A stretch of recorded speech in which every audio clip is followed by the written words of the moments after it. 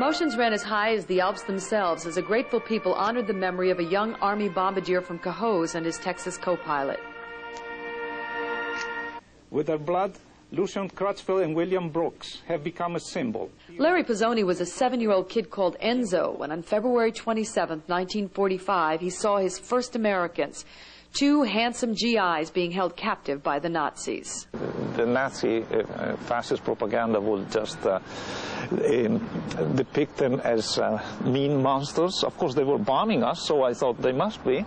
Instead, seeing them so nice, and it really changed my mind all of a sudden.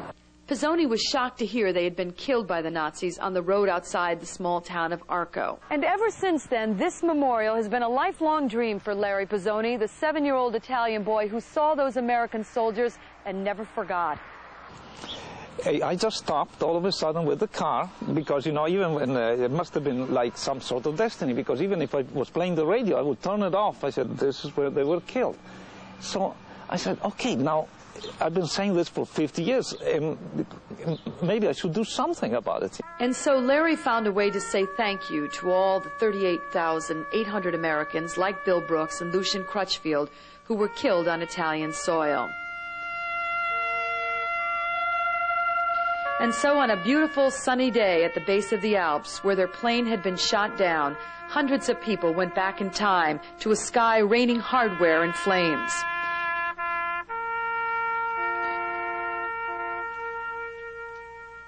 I had real mixed emotions about coming to what I thought was a funeral. But being here, I see so much more. The crew of that B-25, the survivors, were there. Navigator Bob Cravey, radio man Charles Reagan, and pilot Jay DeBoer. Catherine Castricane had flown from Malta to represent her Uncle Bill. She recalled not so much the man, but the sadness of his death. I was kind of choked up. I was so proud of my uncle. I mean, I didn't know him that well because I was so little, but I remember my grandmother and I remember her feelings, which I carry with me. Gordon Colony of Broad Alban had entered the service with the guy he called Buckets. They wanted to be pilots together. Colony made it. Brooks became a bombardier. Oh, I think he'd probably be embarrassed. He would be excited, but, you know, he was a very generous person, and he'd rather give than take, I'm sure. Flight crews rotated often during those days, but DeBoer had flown many missions with Brooks. He was good. He was the fastest bombardier I've ever flown with, making a bomb run. And he was a great guy. The ceremony ended with a prayer and a salute, and a lifetime of gratitude goes on. And now, 50 years later, in the shadow of the Italian Alps, Bill Brooks of Cohoes and his co-pilot will live forever. Their plaque here at the monument says it best.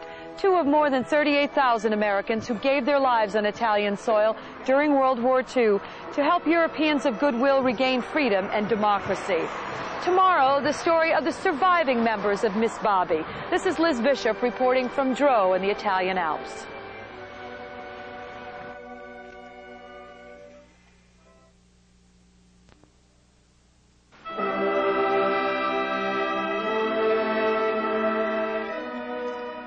They were there to remember 2 young American soldiers killed trying to defend Italy in 1945. But this was also a ceremony for the living. With their blood, Lucian, Crutchfield, and William Brooks have become a symbol. The surviving crew members of the B-25, nicknamed Miss Bobby, honored their friends and fallen comrades, Bill Brooks of Cohoes and Lucian Crutchfield of Texas. But they also confronted their own memories of 50 years ago.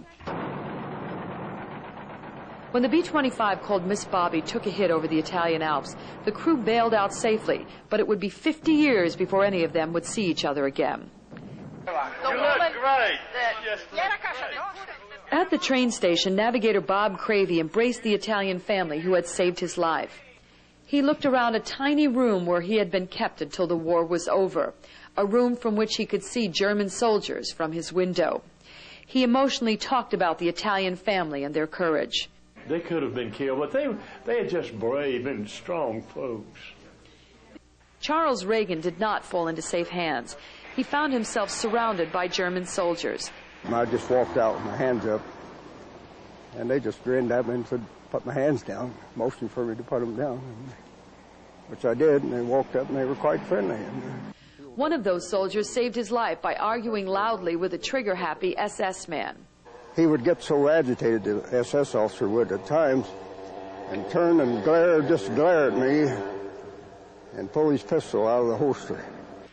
Reagan spent 2 months in a German prison camp before the war ended.